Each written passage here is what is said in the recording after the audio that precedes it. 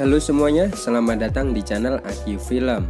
Gimana kabarnya? Semoga kalian semua dalam keadaan baik-baik saja ya, dan selalu dilancarkan rezekinya, amin. Jadi di video kali ini saya akan merangkum sebuah film yang berjudul Fish of Forest Soul. Film ini akan menceritakan tentang seorang pemuda yang awalnya diremehkan oleh semua orang.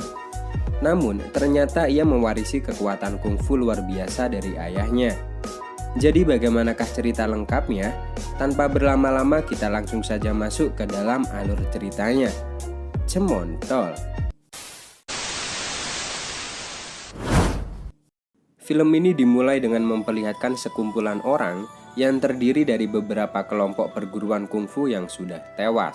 Mereka semua ini mati karena dibantai oleh seseorang yang dijuluki dengan nama Setan Darah.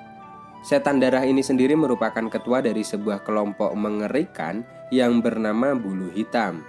Dan alasan dia membantai semua orang adalah karena ia ingin membuktikan bahwa beliau ini adalah orang yang terkuat di dunia perkungfuan.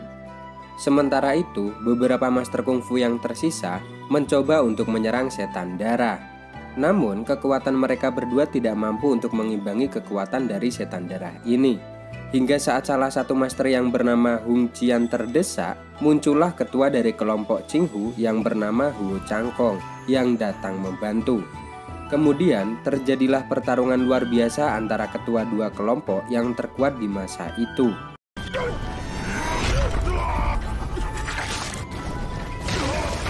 Saat Huo Changkong dalam keadaan terluka parah, ia memberikan seluruh kekuatannya kepada anaknya yang bernama Liu Jin, lalu menyuruhnya pergi.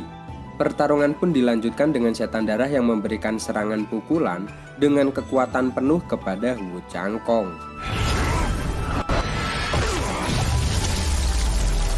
Cerita kemudian berlanjut ke 14 tahun kemudian. Di sini kita diperlihatkan dengan sebuah restoran. Di sana terlihat ada seorang pria bernama Xiao Sha yang sedang makan bersama dengan adik seperguruannya yang bernama Huo Min. Selain mereka berdua, ternyata di restoran itu juga ada anggota dari kelompok Bulu Hitam yang dipimpin oleh Leng Peng, yang terlihat sedang berdiskusi dengan beberapa ketua kelompok lain. Karena diketahui jika kelompok Bulu Hitam telah menghabisi beberapa anggota dari kelompok-kelompok tersebut. Namun di tengah perbincangan itu, beberapa ketua kelompok ini mengatakan jika ketua dari Bulu Hitam yaitu Setan Darah adalah orang yang penakut. Mendengar hal itu, Leng Peng pun langsung marah besar dan langsung mengerahkan pasukannya untuk menyerang anggota dari para kelompok tersebut. Kekacauan itu pun membuat para pengunjung di restoran itu menjadi ketakutan. Di sisi lain, Huo Min yang melihat seorang anak kecil yang akan tertimpa sebuah patung besar, ia pun rela untuk melindungi bocah itu dengan mengorbankan badannya. Untungnya, patung tersebut dapat ditahan oleh seorang pria dengan kekuatan luar biasa. Dan alhasil, Huo Min dan juga anak itu pun berhasil selamat. Dan ternyata pemuda itu adalah anak di awal film tadi, yang kini sudah tumbuh dewasa. Pemuda ini bernama Liu Jing. Di sini, Liu Jing pun marah kepada Leng Peng karena mereka telah membuat keributan dan mengganggu waktu makan Liu Jing. Karena merasa diremehkan, Leng Peng beserta anak buahnya pun langsung menyerang Liu Jing. Namun karena memang Liu Jing ini memiliki kekuatan luar biasa, warisan dari sang ayah, ia pun dapat dengan mudah mengalahkan Leng Peng beserta dengan pasukannya. Saat Liu Jing ini ingin pergi, ia tak sengaja mendengar jenis tinju yang bernama Huo Xia dari Xiao Xia pun lalu ia berhenti. Kemudian ia menanyakan hal tersebut kepada mereka di mana tempat tinju tersebut. Setelah itu, mereka berdua pun pergi untuk mengantarkan Liu Jing ke tempat tinju tersebut. Sementara itu, di markas Bulu Hitam, Setan Darah yang masih belum sembuh karena efek bertarung dengan Huo Changkong 14 tahun lalu, kini ia diterapi oleh seorang master kungfu bernama Babai.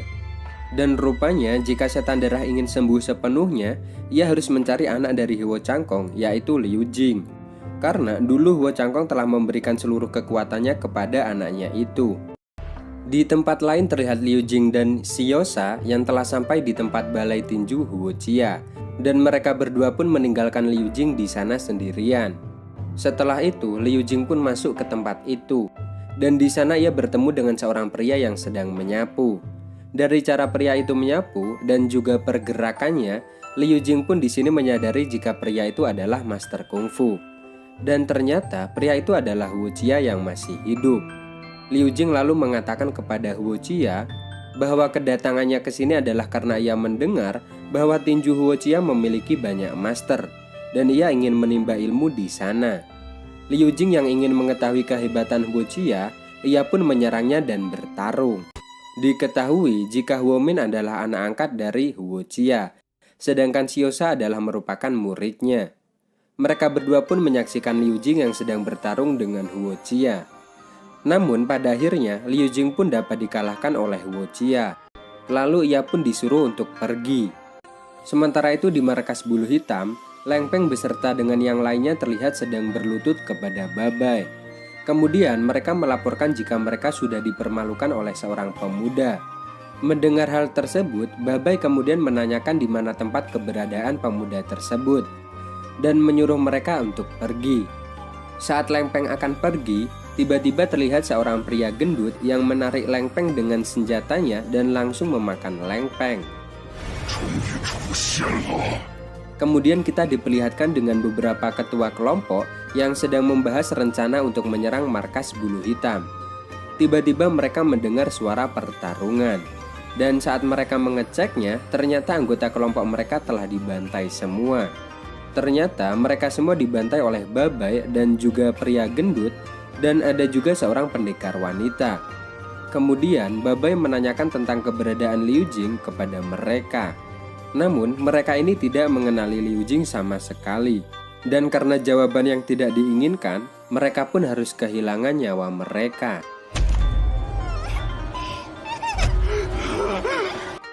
Di keesokan harinya, saat Huo sedang menyiram bunga, tiba-tiba Liu Jing datang dengan cara kurang sopan. Kedatangan Liu Jing ini adalah mencoba lagi untuk berguru. Kemudian Liu Jing menceritakan masa lalunya kepada Huo. Ia bercerita bahwa dirinya adalah seorang anak yatim piatu yang diangkat sebagai anak atau diasuh oleh sepasang suami istri saat ia berumur 5 tahun. Dan di saat umur itu, ia lupa dengan apa yang telah terjadi kepadanya.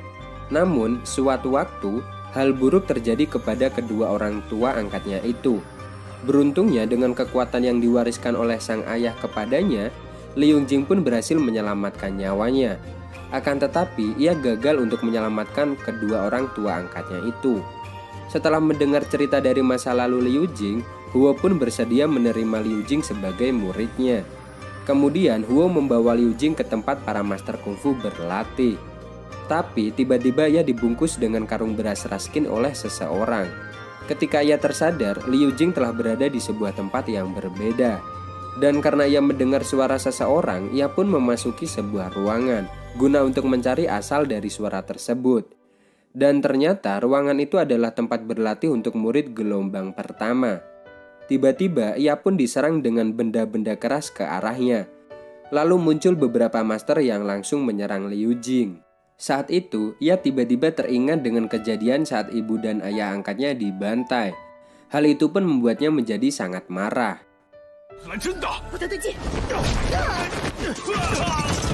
Tak lama kemudian, Huo yang mengetahui jika Liu Jing mengeluarkan tenaga dalamnya yang sangat luar biasa, ia pun segera menghentikannya.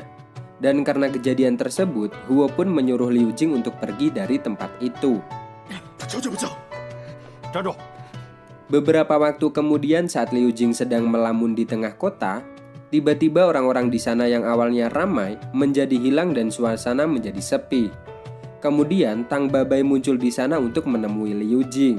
Ternyata Tang Babai ini mengetahui jika Liu Jing sedang mencari seorang master kungfu untuk berguru. Karena Tang Babai ternyata telah mengambil sebuah kain miliknya, Liu Jing pun bergegas menyerang Tang Babai guna untuk mengambil kembali kain miliknya.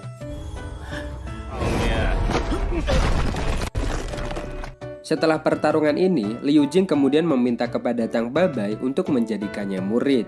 Dan karena hal tersebut adalah tujuan dari Tang Babai, ia pun menerima Liu Jing lalu membawanya ke markas bulu hitam.